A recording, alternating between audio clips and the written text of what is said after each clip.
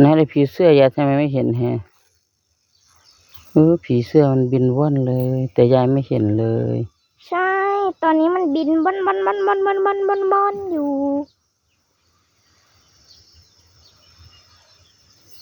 เต็มเลยยาย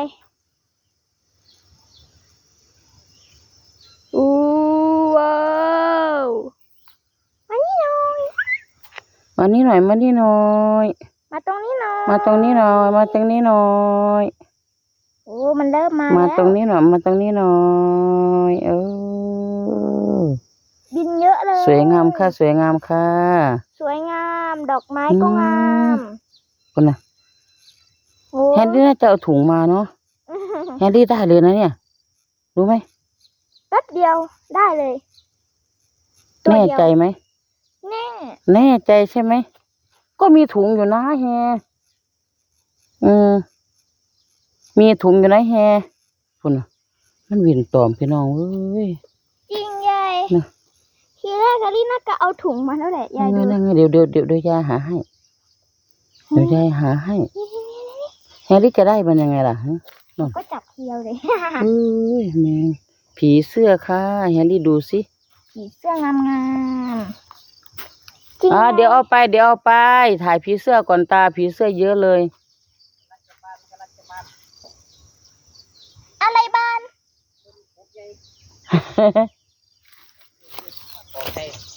บอกป้าผีเสื้อพี่น้องงามผีเสื้อบินว่อนเลยค่ะเสื้อก็เยอะขนาดไหนนี่ทีแรกกะลี่น่าจะเอาถุงมาด้วยถุงมีอยู่ด้วยยายเอาให้โอเคถุงมีแฮร์รี่จะจับได้จริงๆไหมล่ะจริงแฮร์รี่มาดูสิสวยมากเลยเอา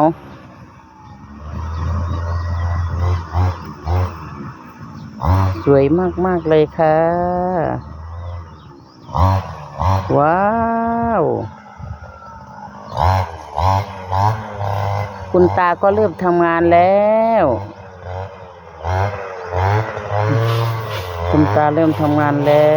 ยายก็จะรีบไปแล้วค่ะแต่